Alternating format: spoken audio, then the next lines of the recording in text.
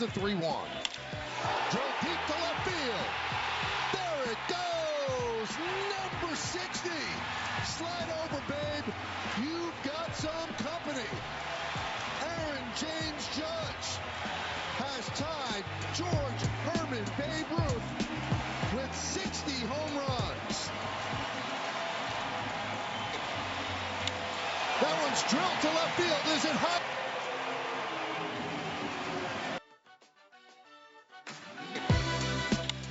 That one's drilled to left field. Is it high enough? See ya! A walk-off grand slam, and the Yankees win. Judge hit 60, and the Yankees win in walk-off fashion.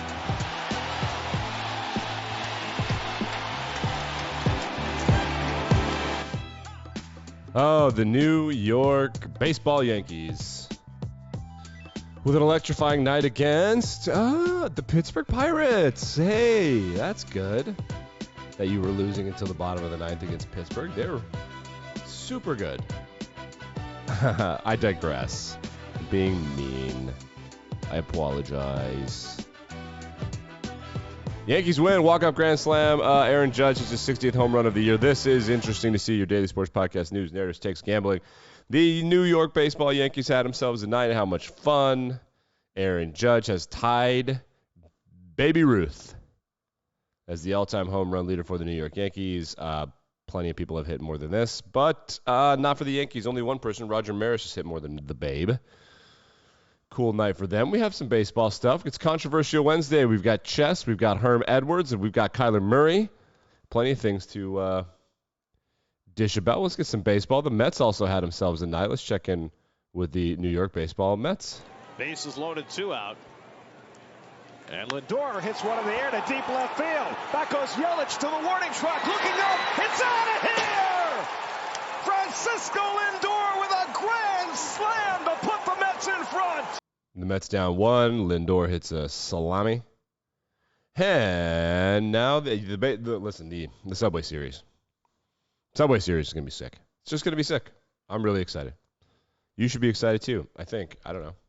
I don't know what you do. I don't know what you like in your spare time. Okay, let's get into Controversial Wednesday. I just want to make sure we don't have any news that I want to get to. No, we'll save some of this stuff. Tomorrow's Thursday Night Football. We'll preview the matchup, and we will, of course, give you some best bets and some fantasy stuff on Thursdays. And Friday, Football Friday, is coming out. Get this on Friday. So we're going to start Controversial Wednesday with news from the streaming platform Twitch. So Twitch has been streaming just basic online stuff for quite a while, including gambling. So you can gamble online with either live people or like video game casinos. And what I mean by gambling is things like roulette, blackjack, etc. And there are these live dealer situations where like a person will be sitting in a room on camera dealing, and you get cards, and then you can make money by gambling on Twitch. And sometimes it's content, and sometimes you can kind of participate on the site while you're on Twitch. Twitch has made the executive decision that gambling content will be banned. So here is the full statement. It's on your screen right here if you want to pause and zoom in. I don't know. Quote, we will be making a policy update on October 18th to prohibit streaming of gambling sites that include slots, roulette, or dice games that aren't licensed in either the U.S. or other jurisdictions to provide sufficient consumer protection. So those of you that don't really care about Twitch, it's kind of, I guess the deal is that Twitch is upset about licensing. Like, you don't have gambling licensing in the United States. This is illegal gambling. Poker happens all the time. 4 states that allow online gambling, poker sites have been licensed. There have been offshore poker, and Twitch is an international organization. So, like, poker's been happening for a long time. It's also, like, on ESPN. It's a little bit more of a sport than roulette. This kind of shit is incredibly addictive, and there's ways for illegal stuff to be happening, money laundering and stuff. So Twitch got out of there. A lot of people are, of course, really like, what the fuck? Why are you getting rid of our thing? Gambling has the ability to make so much money. Twitch does have a gross side. I'll pull up this screen for you.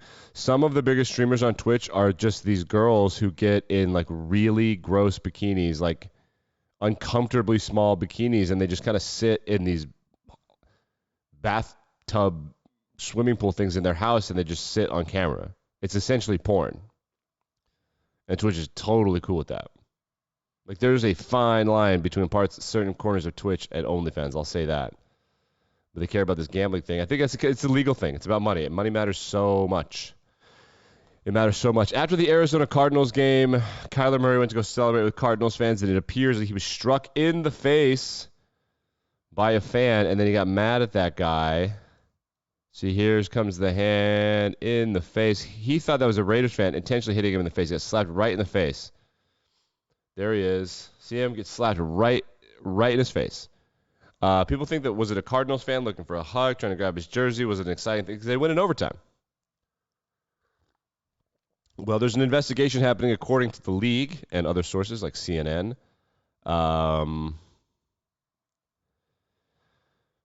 They don't know.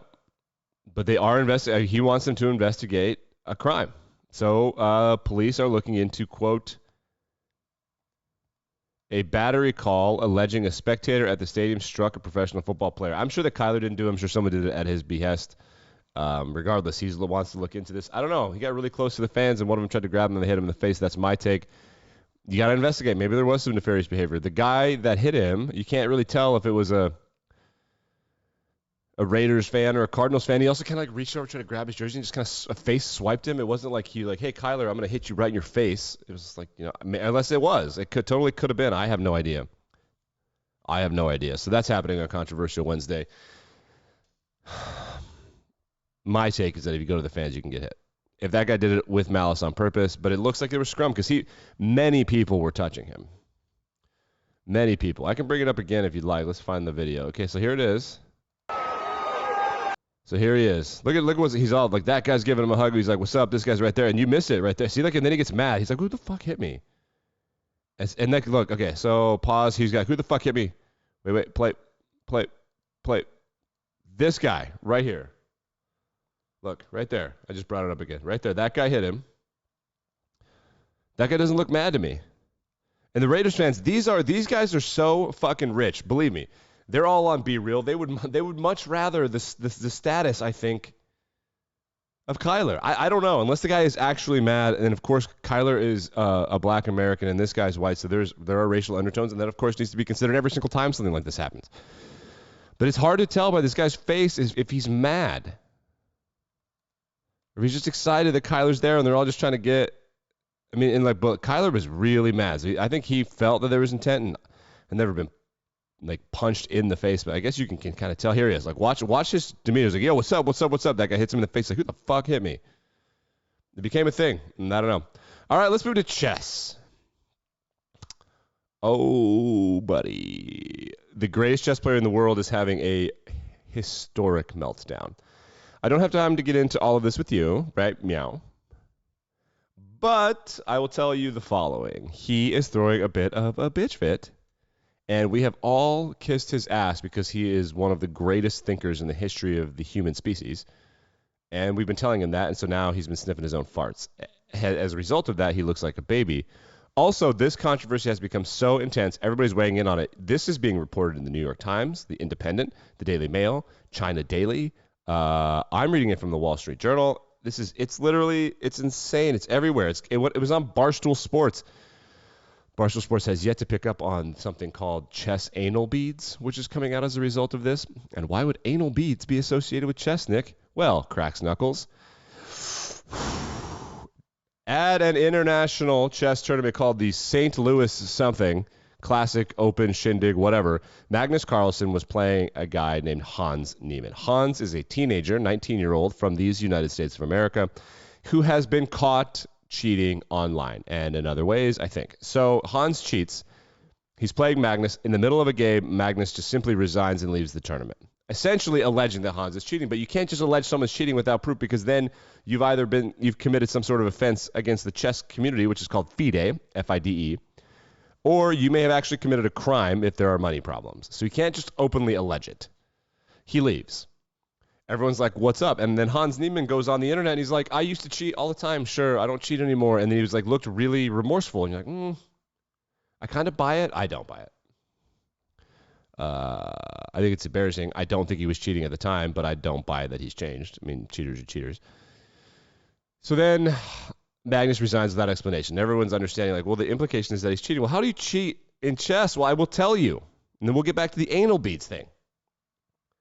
You hide a buzzer attached to some sort of computer, and with like a toe or something, you input the move, right?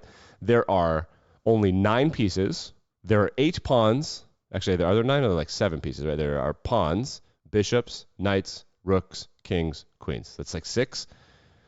Just because there are, 16 of them doesn't mean there are that many of them. There are only a couple. So you just put the square and the move, which is, 32 options or something, and you can input it, and then the computer will analyze it like in your pants or something, and then shoot out some sort of buzzer signal to another part of your body so you know what to do. Some dude published a scientific paper on this. We've been over this. Now everyone's like, well, how would you hide a buzzer? Ha, ha, ha, ha. That's how anal beads became trending on the internet. Some news organizations, like The Independent and Chess.com, thought it was real. All of this is important because Magnus Carlsen just allowed his contract to the specific chess website to expire, thus making him a free agent. These chess streamers are so popular that these websites, specifically Chess.com, Lead Chess, Chessable, and some other ones, they want them so badly. Now Magnus is a free agent. He's going to make all his content and his backlog of all these games and shit available on Chess.com. So Chess.com, the most powerful organization in chess. It's not FIDE. Don't get it twisted. Chess.com is not going to publicly shit on Magnus for being a baby, and they're not going to ditch Hans. They're both too popular. So they're caught between a rock and a hard place, but there's a lot of money involved, kind of. There are cash cows involved, and in chess there aren't a lot of cash cows. Magnus will pay the bills for people because he's so popular. Other streamers like Anish Giri and Hikaru Nakamura are weighing in on this, and they're like, Magnus, everybody's take on this is that Magnus is being a baby. Well, they're going to have a rematch, right? These guys are deciding to have a rematch, and then Magnus Carlsen resigns on the first move of the rematch online, meant to bury the hatchet. You can watch it right here. Probably an inspired game, you could call it, but it's... So there's Magnus. Magnus is black. Magnus plays knight c4, c3, c6. Knight c6. Hans is playing the queen's gambit right there. d5, c5. Okay. Wait, no. d4, c4. I have my fucking squares mixed up. Right there. The white pieces are Hans. Queen pawn. That's d4. c4. Magnus got the knight. So Magnus, this is Magnus' second move. This is Magnus right here, upper right-hand corner. This is Hans. Greatest player of all time. Upstart shithead from America that might rise to prominence one day. Is it an obvious proof of cheating? Definitely not. And this guy's like I analyzing don't think things. he cheated in the Singfield Cup, but everything else... There he goes. He just leaves. He's on teams. He's just like... Sorry, Alejandro. I just have to interrupt you because the game started and Magnus has logged off. What has happened? Magnus has resigned. Magnus has resigned the game against... After one move. In the rematch, in the bury the hatchet rematch. Like, okay. Oh, bruh. Like, why are we talking about chess, Nick? I don't know. People like cheating scandals. Could you hide anal beads? Could you anal bead yourself and cheat at chess? I want to tell you, from the bottom of my heart, the chess players would do it. Been to those tournaments, they would absolutely. You got parents learning Morse code to tell their kids what to do? Yeah, fucking they would absolutely do that. No doubt about it. And let's end with some sports. Herm Edwards fired at the Arizona State University for being trash. We have the following quote. This is amazing, people. I can't get over this. Quote, an opposing coach recently told the Athletic College Football at, I hate that I have to quote at the Athletic College Football, that it wasn't hard to get intel on this season's team because some within Arizona State Athletics wanted a coaching change. That means that Arizona State was telling their opponents about recruiting and perhaps game plans so that they would get their fucking ass kicked and that they could fire Herm Edwards, who, by the way, had the greatest quote in the history of sports. Hello, you play to win the game. Which is honestly a really intense and awesome way to live your life and should be on posters and is on posters. And he won't say hello like that in public, which is sad because it's like the coolest thing ever. He did get paid an ass ton of money to go to Arizona State. These college coaches, these head coaches that go to these head NFL coaches that go to college don't work out. Literally ever. The Athletic has their burn down piece. And I read parts of it. I don't think there's many big takeaways more damning than what I just read to you. There's nothing more damning than that. they basically started paying players who didn't go well. So the reason it doesn't work well, and this happened with Herm, is they don't know how to recruit. They don't know how to be the CEO. They don't know how to coach players like as if they're actually their father. When you coach in the NFL, these are grown men. You're going to work. Most NFL head coaches will tell you not to call them coach. You don't have to call them coach, which is a complete change of the respect and kind of militarization of football growing up. Like in high school, you're like coach, Coach Rick, and then in college, like coach, and then you have a bit of a say like a really famous quarterback has a bit of a better relationship with a head coach or an offensive coordinator. Like okay, and the pros like Mike Tomlin, that's Mike. You're grown men. You have families. You work together. You pay your taxes. This is business. He's your coach, but that's his job. It's not his he's not your overlord. And so college coaches can kind of either undercorrect and just allow players to do whatever they want and treat them like men. Lovie Smith did that, and it had a lot of success in terms of getting players at the University of Illinois. But he didn't win because you have to be the one playing the video game, essentially, as the head coach in college. And then other coaches like Herm, I think, kind of overcorrect and try to take too much control, but they don't know how to do it, and there's a lot more politics. If you're going to be corrupt, you got to be political. I mean, Brian Kelly, Nick Saban, Urban Meyer, you bring that, then that's why they don't do well in the NFL. They go there and they're like, oh, corruption is bad. In college, this is a very fine, nuanced level. I'm sure Nick Saban could teach those people in Washington, D.C. a thing or two about how to be appropriately corrupt with hundreds of millions of dollars on the line.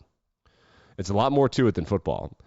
And as a result of that, you end up burning bridges, and that's what happened to Herm Edwards. The piece is absolutely delicious. If you are a subscriber to The Athletic, I can't only scroll for a little while because The Athletic is certainly reasonably litigious about its intellectual property. But the Herm Edwards piece is great. I thoroughly enjoy it. You can watch this video of him. He's getting fired on the field after the game. So here he is. Turn it down for you. He's walking. Those are people you don't want to see. That guy's the AD. I think he's the assistant AD. They basically let him know Herman ain't working out, and he's like, yo, that happens. He's like, yep, whatever, it happens, we lost. And they're like, yeah, let's go have a conversation. Hold on, I didn't Google this before. Herm Edwards ASU contract. According to Herm Edwards' contract, he was scheduled to make $3.4 million. Oh, wow. So they paid him, what, 17, 15 million since he became the head coach a couple years ago? It's been 8 years now, I think, right? It's 5. I think it's been 5 years now. Damn, bro. $9.4 million buyout, allegedly. And that's public money, man. That's Arizona taxpayer money. That is just it all for being occasionally the best college football team in your state, which is just absolutely hilarious. Last controversial Wednesday thing before we get out of here. I hope you enjoy these shows. We do a little bit of a deeper dive. Miami quarterback Tyler Van Dyke says he prefers playing road games because the Hurricanes have a terrible home atmosphere, which is hilarious. And this Bears fan tells his significant other, it ain't funny, leave me alone when they lose. Look at him. Just stupid. Why are they running on the field? Leave me alone. You know I'm watching the game. No, I'm not crying. I told you they was finna lose. I don't know why you acting like this. Why is you talking about my business? But they down bad with team. It's a Bears fan. They suck so bad. They cheated. They did cheat. The Packers always cheat. I'm with my man. The Packers cheated. Get out of here. That's going to do it for this episode of Interesting to See. Like, rate, review, subscribe. Thursday Night Football tomorrow. We'll maybe allegedly check in with some baseball again as well. See you then.